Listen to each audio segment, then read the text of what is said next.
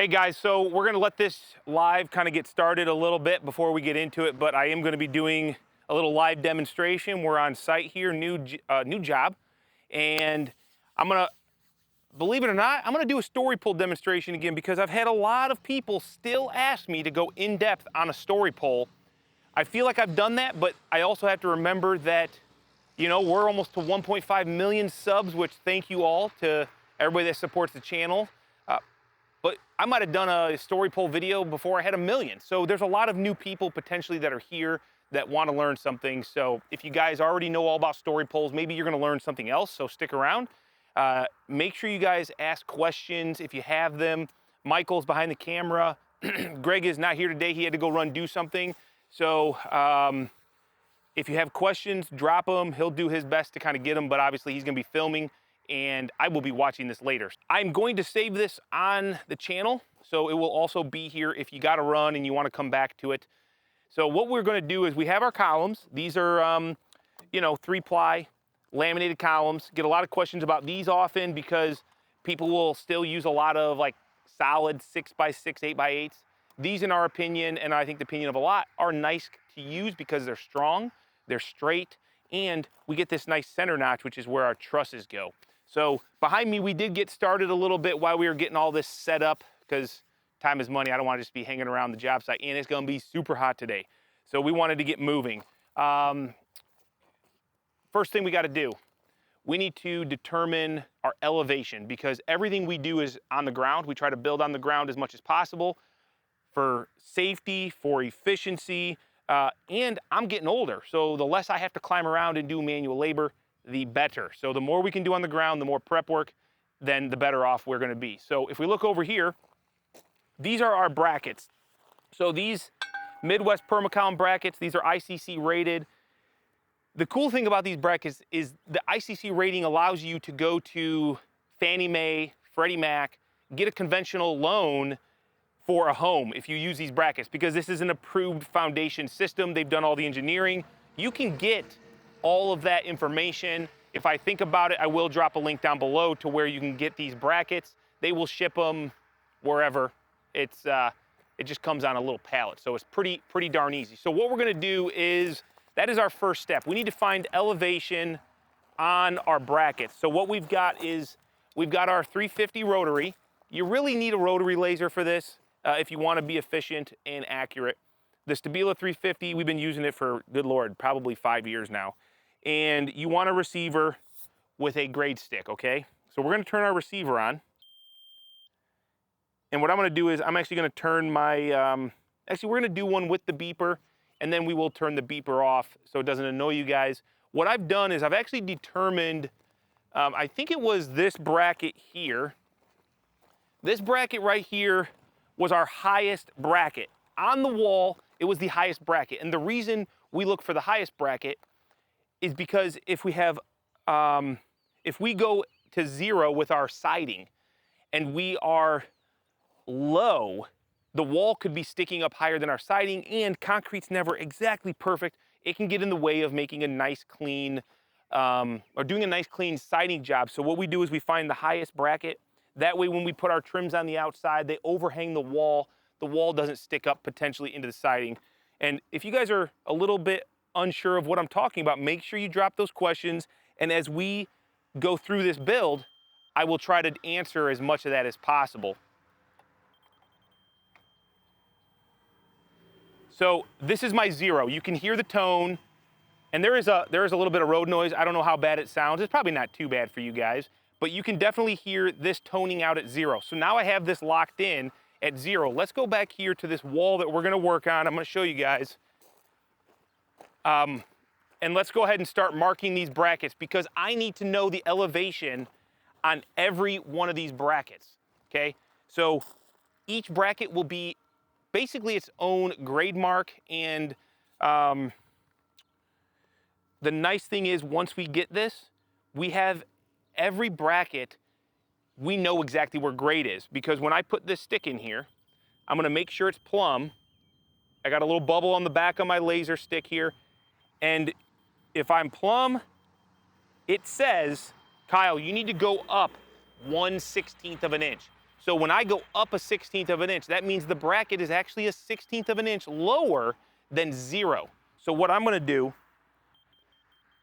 now we're gonna turn that off here, in case anybody's got dogs in the room. We don't want them going crazy. Some reason it seems like the dogs don't like that laser. Comments, I always get that. We're gonna go ahead and write plus 1/16, okay?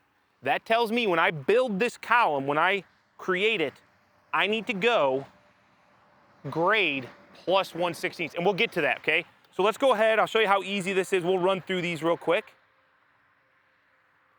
I almost need to take my glasses off because the polarization makes it hard to see. Plus a 1/16. I don't know if you can see this in here, Michael. I bet the backside might be a little bit easier to see. Depends. Sometimes the front screen is, maybe you can see that, I don't know. So when we get plumb, it's saying I need to go up let's go, I need to go up 1/4 of an inch, okay? So we're just gonna write 1/4. I'm gonna go ahead and whip these out real quick. I think you guys understand what I'm doing. I'm just using the 0 reference to determine the difference between 0 and every bracket. Any questions, Michael? No, it seems to be hit or miss for connection. Oh no. Kind of going in and out. Lots of buffering. But we are recording this.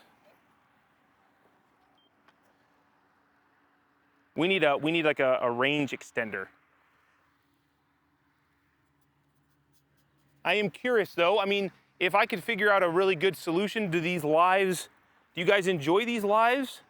Is it something that you guys would watch? I mean, my goal is obviously to create content that is good for you guys. I live and breathe this every day, so sharing it doesn't do me anything. I'm not trying to teach myself something new. Okay, plus 1/4, we'll do that one later. Okay, so now what I do is I've got every bracket marked. Now it's time to go ahead and make our story poll, and I'll show you what we do with these bracket marks. But let me grab a board and write these down real quick. I'm gonna turn off my receiver. So I'm gonna go ahead and write these all down. This is my north, just so I know, and I'm gonna use my marker. We're just gonna keep running this, guys. I apologize if you were in on the stream and it ended. Internet connection out here clearly is not reliable. Plus 1/4, plus an 1/8. These are all pluses, so I don't have to write that. 3/16, 3/16. Nice top of wall, pretty dang consistent.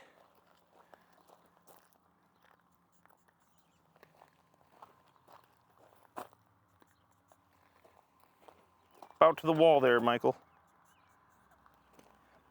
And 16th. Okay, so now we have all of our measurements. We're gonna go over to this pile of columns.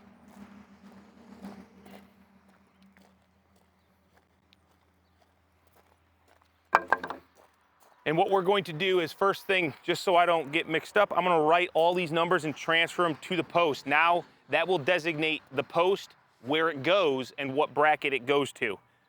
So 1/4, 1/8.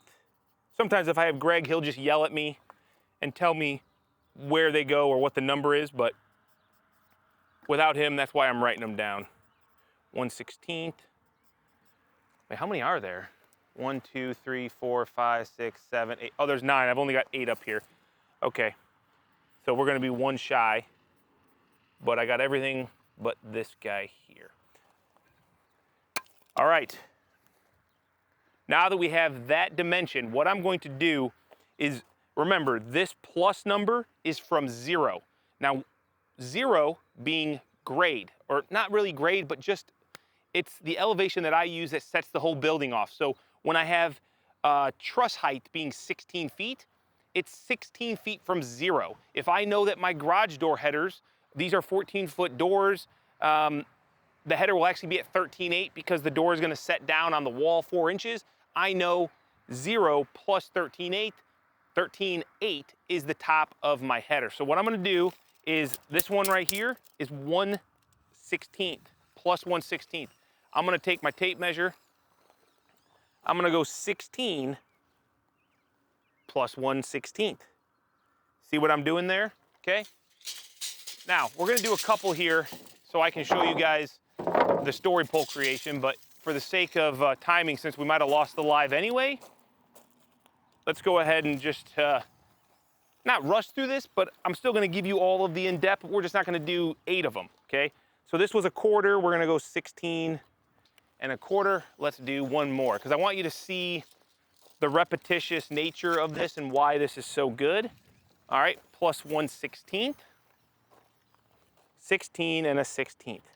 Okay, so what I've marked up here is my heel. Heel, if you don't know, that is the location where our truss is, okay? So it's our truss pocket for our truss heel. Truss heel being the end of the truss.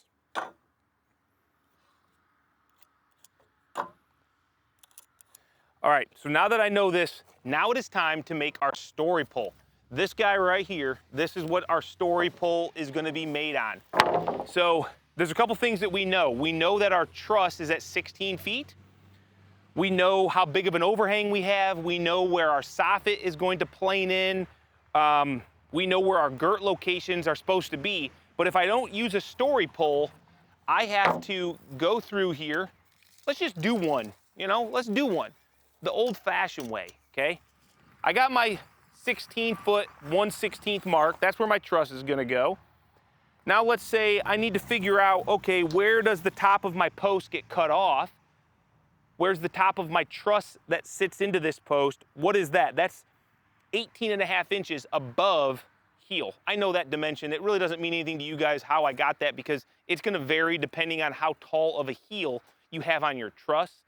And so that number for me, just know that what I'm doing is taking, you know what, let's draw this real quick. Let me grab a little board here. Let's draw this so you guys understand what I'm talking about.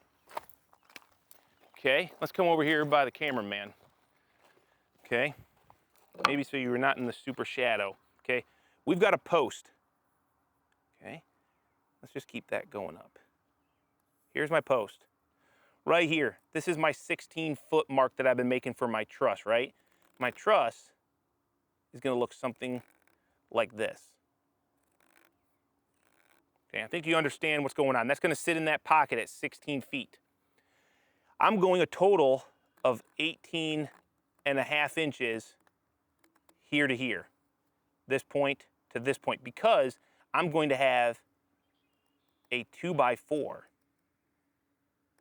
that's going to create my tail for my overhang, okay? That's a 3.5 inch board, so I know I can determine with math the distance with this dimension and my heel dimension, and they add up to 18.5. So hopefully that makes sense. If not, let me know. I mean, once again, sometimes I think I know it pretty easily and I don't know what's confusing and what's not. So we're gonna add 18.5 to 16-foot 1/16, right? So now you can already see I'm doing all this crazy math all the time. And I know 18 is 12'6", 12'6" 6.5. From 16 is 17, 6.5, plus another 1/2 inch and a 1/16. So we're looking at 210 and 9/16. Nobody double check me on that, because I might be wrong. I'm like doing 10,000 things in my head right now, and I shouldn't be doing math also. But yeah, that looks to be about correct. Okay, so now we've determined, and this is just one post, we determined where we're gonna be putting the cut on our angle of our post. Now I gotta figure out, okay, my soffit. My soffit is a 1 foot overhang, so I'm gonna drop 4 inches per foot, because I have a 412 pitch roof. I've got a 5.5 inch sub fascia, so we need to take the heel height. Am I already getting confusing to you guys? Because I'm getting confused on how complicated this gets. And I think you can understand where you don't want to have to do all of this math every time and remember all these different numbers. So that is where a story pole comes into play. I'm not going to do this whole thing by hand. I'm going to use a story pole and show you, because I think that's where the real value is. So this story pole, we're going to mark this one time. We're going to create all these numbers and we're gonna forget them because we're just gonna use the mark. So I'm gonna mark 16 feet. That is my heel, okay? Now I'm gonna mark 17 6.5. That is my cutoff, okay? Now I do need to determine the exact height of my soffit. Okay, so what we're gonna do is I'm gonna take 16 feet, I'm gonna add my heel height, which is 15.5, and then I'm gonna add the 2x4 thickness of my tail. Okay, that's gonna give me a dimension to the very top of the outside of the wall at the outside edge of the post. And now I need to reduce that by the pitch of the roof on the overhang, which we already determined is 4 inches, and the subfascia dimension of 5.5 to find the exact bottom of where my subfascia will end up being. So I'm gonna subtract those dimensions, and I get 16.9 and 3/16. Remember, this is a one-time dimension or math that I have to figure out. So I know everybody in the comments is like, oh my God, imperial, you should go metric. It doesn't really matter in this instance. I gotta find this out regardless. So we're gonna mark this. This is the top of my soffit nailer. This is my heel for my truss, and this is where I'm gonna cut the tops of my columns off. Now, the only other thing I need to do is I need to mark all my purlin or wall girt locations. So we're gonna come down here to the bottom. We've got a 36-inch wainscot from 0. I'm gonna have a 36-inch wainscot.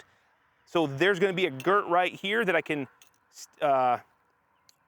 install my wainscot to, put my trims on, and then my upper steel to. So we're gonna make a mark 2 inches below 36.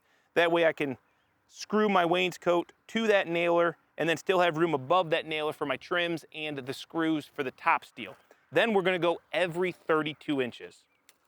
So we're at 34, so we're just gonna go ahead and mark every 32 inches.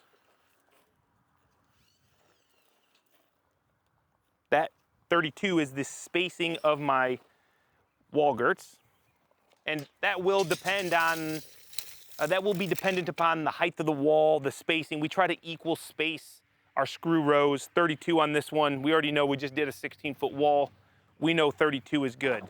So I'm gonna go ahead and mark this, square them down. Now, imagine I'm doing this on that first column, because this is what I have to do on that first column. Now I have all of my marks for my girts, my truss heel, my cutoff on the top, my soffit nailer. I can also go ahead and put garage door headers, which I already told you are gonna be at 13.8.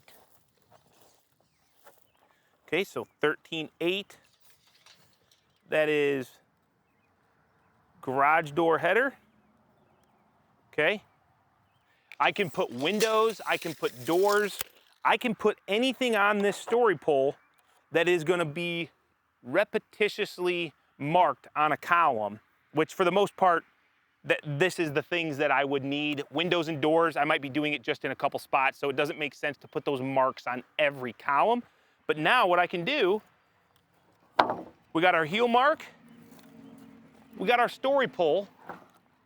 I take this heel mark, line it up to the heel mark that we marked out on the column that is specific to a bracket that we based a number off of the rotary laser receiver, so we know it's accurate, right? So when I go ahead and mark out this column, there's my soffit nailer, there's my cutoff, I don't need a door header on this one, there's a girt, there's a girt, girt. And here's the beauty, guys. All of that I just did is for one column, but now that I've done all the work, this is how easy it is for column number 2. Line up my heel, mark. It's a lot easier if I'm not doing it towards you guys so you can see it, but I'm just trying to make it good for you guys. And here's the other thing. So you could obviously see how quick this is. This now makes this process infinitely easier, but more importantly, even if I made one wrong mark, okay? Let's say this girt, let's say I had inchitis and I went on the wrong side of the tape measure 1 inch. That is a very possible thing to happen because I'm a human, I make mistakes all the time. Because I do it on a story pole, at least that girt row will be consistent. So when we go ahead and build this, and we go mark our steel, and we punch our steel, and we install it, it will be consistent to what we did here versus if I am just doing all of these by hand one at a time and I make a mistake here on this girt, and then maybe 5 posts later, I make a mistake over on this girt by 1 inch, then your job looks bad.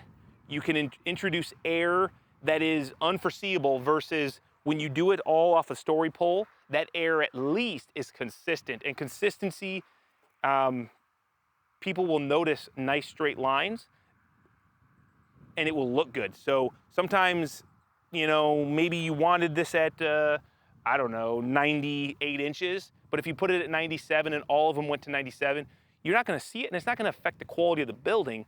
And your customer's not gonna come and look at it and say, man, why is that one girt looks to go up and down in waves? It's because you made a mistake. But with story pole, if you make a mistake, at least they're all consistent. So that is the story pole. I don't know what else I can talk about it other than the fact that you don't even have to use this for post frame. You can use it, we use it for siding. You can use it when doing cabinetry. You can use it when you're doing setting windows or trims around windows. If you're doing some moldings on a wall, like a raised panel, like literally any time that you are doing something that's repetitious, something where you want to make sure that everything is consistent and accurate, set yourself up with a story pole, get a laser to make reference lines, put that reference line on the story pole so you know that you're consistently marking to that reference line, and then you can literally do super efficient work. So yeah, a little bit of startup time, a little bit of prep time, but even if it's prepping this story pole instead of just going right into marking posts, everything that I have to do to mark one post, I only had to do it one time in the story pole, and now I'm good to go. So I'm really sorry that this live thing didn't work out. It must be the job site location. We must be getting blocked internet or something. So if you guys started on the live, came here to watch this video, I appreciate your support. If you did like the live when it was happening, let me know that as well down below in the comments, and we'll try to think through if it's not this job site, maybe it's the next job site. Maybe I go out and talk to Elon Musk, get a Starlink dedicated to the job site, and you know, I don't know, what does that cost? You did all that, right, Michael? What was that cost? A couple $100 bucks? Yeah, it's 700 startup. Okay, so there we go. You know, I don't know if that's worth it or not. I'm not going to do that unless it was like something that, you know, you guys really were into and it made sense, because this takes time away from being productive on the job site, which means less money in my pocket. And then if I'm also spending more money to go live and then nobody really cares, I don't want to do that just to do it to hear myself speak. So I'm here to help you guys. So if you enjoyed it, hit the thumbs up, make sure you subscribed, and drop a comment, you know, down below if there's some questions that you have, things that you would like to see in more depth like this video. And I don't know what time it is, but it's time to get to work. So we'll catch you guys on another video.